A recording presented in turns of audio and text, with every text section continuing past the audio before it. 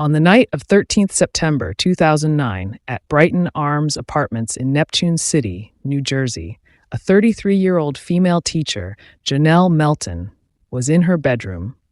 Suddenly, three armed men broke into her apartment and tied her on a chair using a duct tape. They beat her severely as they asked her where the money was. Janelle didn't know what the gang were talking about.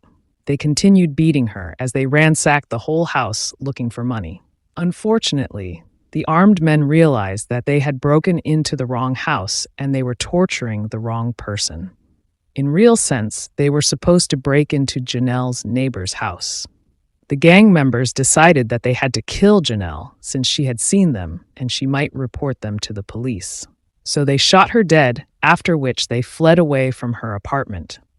Jonelle was killed senselessly as a result of a mistaken identity and a robbery gone wrong. Surely some human beings are so wicked. This is the story of Jonelle Melton. Jonelle Melton was born on July 7, 1977, in Trenton, New Jersey, to a lovely mother known as Gwen Cruz. Jonelle began her education at Our Lady of Divine Shepherd School. She then moved on to McCorriston Catholic High School in Hamilton. She then later went to Morgan State University in Baltimore, Maryland, to study bachelor's degree in education. After her graduation, she came back to New Jersey. Jonelle had a very strong passion in education, so she enrolled at Monmouth University, where she pursued a master's degree in supervisory education. After graduating with master's degree in supervisory education, Jonelle began her teaching career at Village Charter School in Trenton, New Jersey.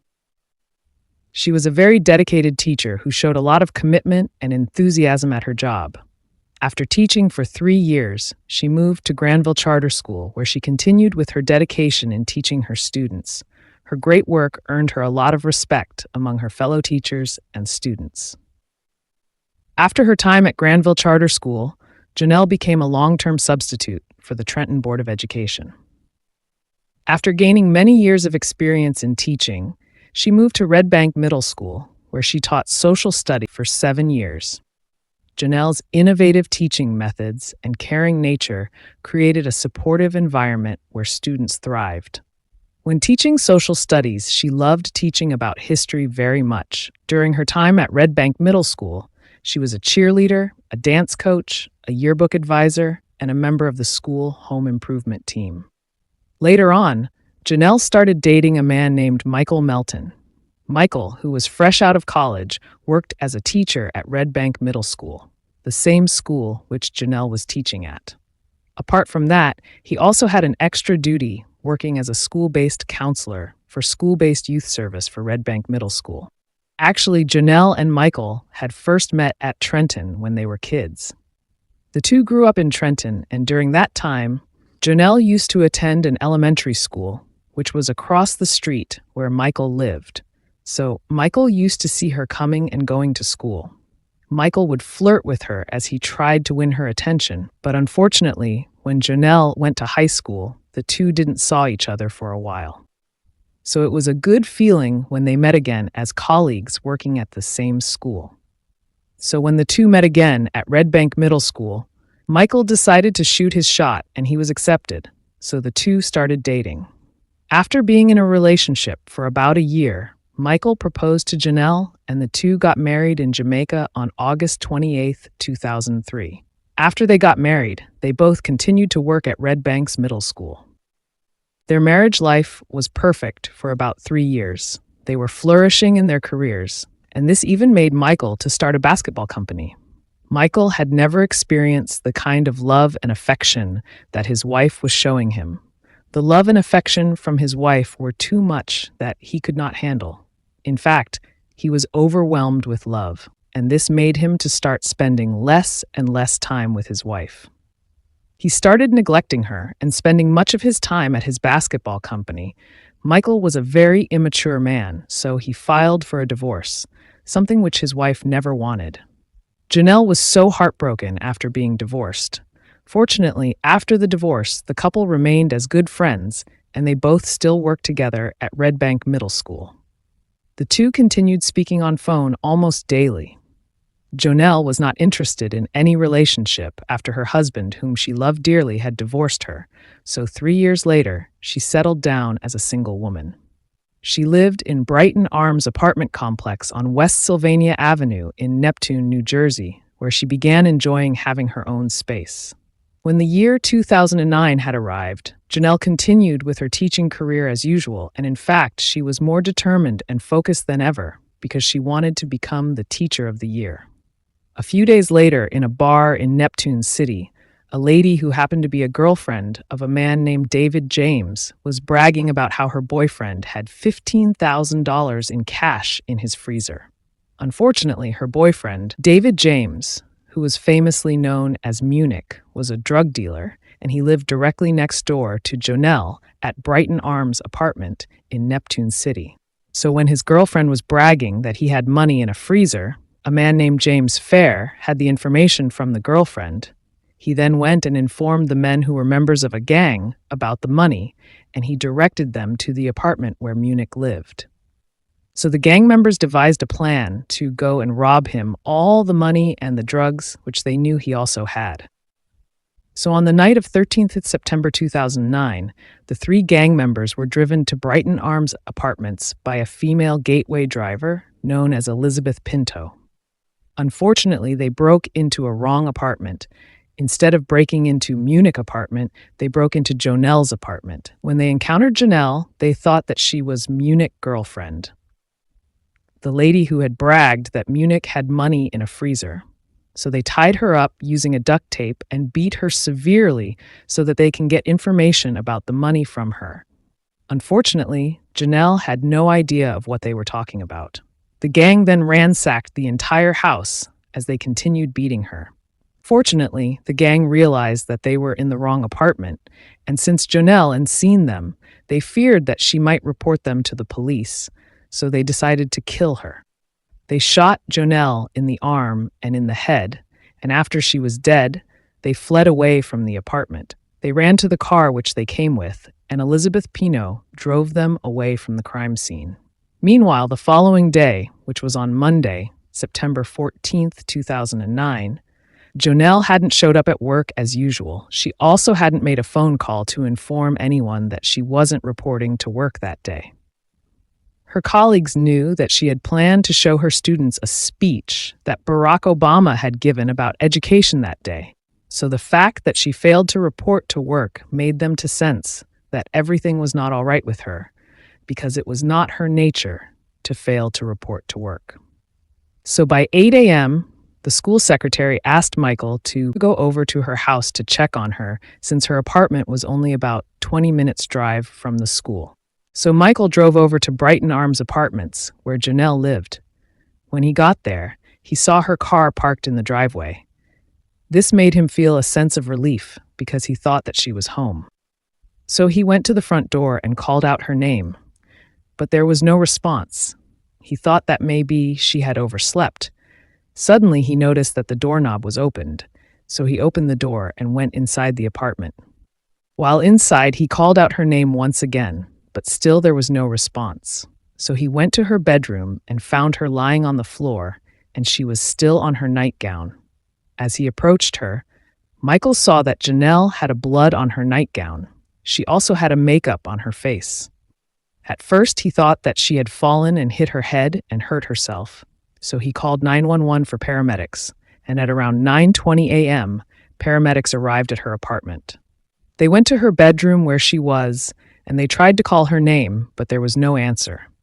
One of the paramedics bent down to take her pulse and discovered that she was dead. They informed Michael that Jonelle was dead. When Michael heard that heartbreaking news, he dropped on his knees and started crying. The police started investigating Jonelle's death. They discovered that cabinets were opened and drawers were pulled out, and the fridge was open. They also discovered that items were untidily scattered through the house. And when they went through the cereal boxes, it looked as if someone was looking for something. The police couldn't figure out what the person was looking for and why Jonelle was murdered. As they continued with their investigations, they discovered that there were signs of forced entry into the apartment. When they looked at the dinette area, they discovered that the kitchen window had been forced open, and directly under the kitchen window, there was a chair that had a shoe print on it. Near the chair, They also found a pink-colored lighter at the base of the window, but they didn't find any candle in the house. There were also no cigarettes and ashtrays. Investigators were able to confirm that Jonelle was not a smoker, so they believed that the lighter most likely belonged to her killer. They also found worn-out duct tape with blood on it, indicating that she had been bound at some point. So they believed that she had been beaten and tortured in an attempt to get some kind of information out of her, and that at least 2 people were involved in this crime. They also believed that Jonelle was beaten so severely that her jaw shattered, and when they were done, they shot her in the head 1 time. Near her body, the police found latex gloves and duct tape with blood on them. So they collected all of the items they found at the crime scene and sent them to a forensic laboratory to be tested for DNA and fingerprints. Soon the news about Jonelle's murder quickly spread throughout the community.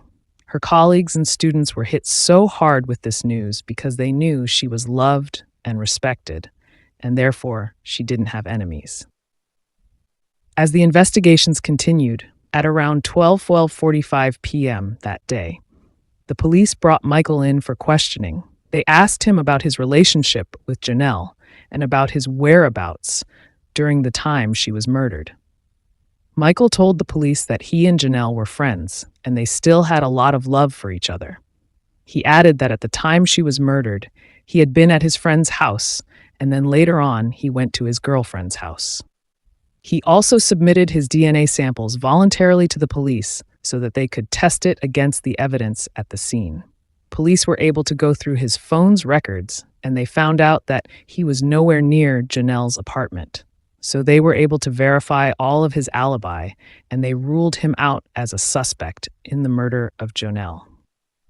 2 days after Jonelle's murder, a local newspaper alluded that Michael and Jonelle were estranged and that their divorce was scheduled to be finalized on October 6th. After the article was published, everyone turned on Michael, and they suspected that he was involved in Jonelle's murder, even though the police had ruled him out as a suspect in the murder. A lawyer friend agreed to represent Michael for free and advised him not to talk to anyone. A few days after Jonelle's murder, Michael returned to work as usual at Red Bank Middle School. He found a note on his desk telling him that he was no longer allowed to teach or have any contact with students. So together with his attorney, he held a meeting with the school administration to talk about him being disallowed to teach or have any contact with the students. During the meeting, the school administration recommended that he takes a non-teaching position at the school as the investigation towards Jonelle's murder continued, so he was given a desk job at the school. The investigators went back to Jonelle's apartment complex several times and spoke with her neighbors so that they can piece together what had happened to her on the night she was murdered. During the interview, one neighbor reported hearing a loud commotion, while another mentioned that their dogs were noticeably disturbed by the noise. Some neighbors had spotted local gang members near Jonelle's apartment on the night of her murder, but they did not report this information to the police because they feared for their own safety. After the interview with the neighbors, the investigators canvassed the area and went through dumpsters to look for any additional evidence. 2 months later, that was on 10th November 2009, the state laboratory was able to identify the DNA found on the duct tape. The DNA came back as a match to 2 people, that was Jonelle and Michael. Michael explained to the investigators why his DNA was found on the duct tape. He said that when he found Jonelle, there was a duct tape on the floor, which got stuck to his shoe, and so he used his hand to take it off, causing his DNA to transfer onto the tape. When the public and Jonelle's family heard that Michael's DNA was found on the duct tape, which had been collected from the crime scene, their suspicions that Michael was involved in Jonelle's murder even rose higher. They didn't even believe the explanation that he gave concerning why his DNA was found on the duct tape. However, it was fortunate for him because the investigators had concluded that his explanation was reasonable based on the kind of DNA they found, so they were able to determine that he was not involved in Jonelle's murder. The investigators also found DNA on the lighter, but the result came back inconclusive, so they sent the lighter on another lab at New York City Medical Examiner's office to be tested further. As they were waiting for that testing, they continued searching for leads in Jonelle's murder. Unfortunately, they were having a hard time figuring out who killed her and why. As months turned to years, Jonelle's murder began to go cold. Leads had dried up, and the tips, too, had also dried up. Everyone thought that Michael had murdered Jonelle, and this cloud of suspicion made his life to become extremely difficult, and he couldn't even go anywhere. The situation made Michael to become depressed, and he turned into alcoholism. Apart from drinking alcohol, Michael also thought deeply about committing suicide. 3 years after the murder of Jonelle, those who loved her began wondering whether they would get justice. Fortunately, on the 3rd December 2012, lab tests from the lighter found at the crime scene identified the main contributor to the DNA as Gregory Jean-Baptiste. Gregory was a gang member from Asbury Park, New Jersey, and he had a long criminal history. After he was identified, the investigators brought him in for questioning. Gregory Jean-Baptiste denied knowing anything about Jonelle's murder. He added that he had never seen Jonelle before, and he was not in her apartment during her murder. When the police told him that his DNA was found in the tape duct, he wasn't moved. Instead, he continued denying his knowledge and involvement in Jonelle's murder. Unfortunately, DNA alone wasn't enough to hold or charge Gregory in connection to the murder of Jonelle, so after an hour of questioning, the police let him go. Thereafter, the case went cold again. Later on, Jonelle's murder case investigation was reassigned to new detectives, but unfortunately, they also could not break the case. After years of being suspected to be involved in his ex-wife's murder, Michael decided to clear his name. He decided to go to the streets to look for anyone who might have any information about Jonelle's murder. So he asked his friend, who came from the area, to ask around to see if he could find out what happened to Jonelle. One day, his friend introduced him to another man. Michael's friend told the man that he was trying to find out what happened to Jonelle. 2 days later, the man came back with his findings. He said that he heard that gang members had gone to Brighton Arms looking for a drug dealer named David James. David was popularly known as Munich. Apparently, Munich lived directly next door to Jonelle, and several days earlier, one of the gang members overheard Munich's girlfriend at a bar bragging about how he had $15,000 cash in his freezer. And being a drug dealer, they also knew that he had drugs. And so they devised a plan to go and rob Munich, but unfortunately broke into the wrong apartment that was Jonelle's apartment. When they entered inside, they encountered Jonelle. They at first thought that she was the girlfriend of Munich, who had been running her mouth about the money. And so they tied her using a duct tape, and they severely beat her to get the information about the money out of her. She, of course, had no idea what they were talking about. They ransacked the house and found nothing. They then realized that they were in the wrong apartment, so they shot her in the head so that she wouldn't report them to the police. When Michael heard the information, he was shocked. Unfortunately, the friend of his friend only knew the story, but he didn't have the names of Jonelle's killers. So after receiving the story, he contacted the police and narrated it to them. Armed with that information, detectives started reaching out to informants they had. They wanted to see if the informants could identify the people from Michael's story. Fortunately, a few weeks later, one of the informants identified the 3 men and a woman who were involved in Jonelle's murder. The informant said that Gregory Jean-Baptiste, Ebenezer Bird, and Jerry Spalding were the ones who broke into Jonelle's apartment and killed her. They also added that the woman who they did not identify was the getaway driver. The investigators discovered that Gregory Jean-Baptiste was the same man whose DNA was found on the lighter at Jonelle's apartment. They also discovered the 2 other gang members, one of whom was already in prison for an unrelated crime. Unfortunately, there wasn't enough evidence to make an arrest. Fortunately, on December 1st, 2015, a woman who was known as Nerika Scott went to the police station as a witness to reveal what happened. Nerika was the girlfriend of Ebenezer Bird, who was among the men who broke into Jonelle's apartment that night and murdered her. While at the police station, Norika revealed to the police that her boyfriend, Ebenezer Bird, visited her after the crime and confided in her that he and other two men murdered Jonelle. Norika, who was terrified then, went ahead and identified the gateway driver as Elizabeth Pinto. She also revealed that Elizabeth Pinto was the former girlfriend of Ebenezer Bird. After interviewing Norika Scott, the investigators knew they had to find Elizabeth Pinto, so they tracked her down and they brought her in for questioning. She was so terrified during the interview. She told the police that she was the person who drove the three suspects to the Brighton Arms apartments, but they didn't tell her where they were going. She continued that on that night, the three suspects were dressed in all black and they wore latex gloves and they instructed her to just drive. Elizabeth told the police that they parked across the street and the three men went over to the apartment complex as she watched. She then waited for a while, and the three men came running from the apartment building. Elizabeth Pinto even showed the detectives where she had parked the car.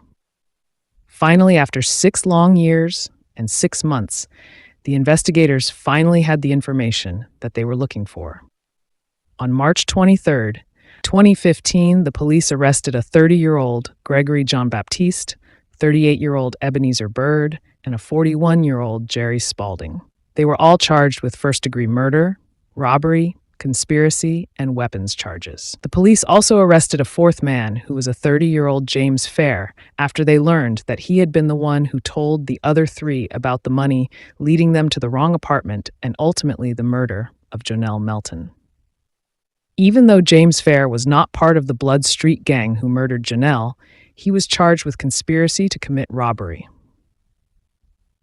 James Fair is serving an 82-year sentence after being convicted of 78 crimes he committed in 2017, and also for his role in Jonelle Melton's case. On the other hand, Elizabeth Pinto pled guilty to conspiracy, and part of her plea deal required her to testify against the other three defendants. On January 17, 2019, the murder trial began. The prosecution had built a case with overwhelming evidence that included DNA, witness testimony, and cell phone records that placed all three suspects at Jonelle's apartment. The defense tried to point fingers at Michael and argued that all of the DNA had not been tested. The prosecution, however, laid out a compelling case with Elizabeth Pinto as their star witness. They presented to the jury that based on the evidence, they believed that after Elizabeth Pinto picked the three men up from Ebenezer's mother's house, they drove to the apartments. Once there, not knowing which apartment was which, Gregory Jean-Baptiste mistakenly broke into Jonelle's apartment, where she had been home alone in her bedroom. Jean-Baptiste, according to prosecutors, entered the apartment through the window and then opened the sliding glass door to let the other two in. They then duct taped Jonelle to a chair and tried to get her to tell them where the money was. And then, after they realized that they were in the wrong apartment and they had beat her nearly to death, they shot her so that she wouldn't identify them. Ebenezer Bird, Gregory Jean-Baptiste, and Jerry Spalding were all found guilty of first-degree murder, robbery, conspiracy, and weapons charges. Jean-Baptiste was sentenced to 95 years. Ebenezer Bird received life plus 40 years, totaling 115 years. Jerry Spalding was also given a life sentence. They will all spend the remainder of their life in prison, even though they maintained that they were innocent. In exchange for her cooperation, Elizabeth Pinto was sentenced to probation.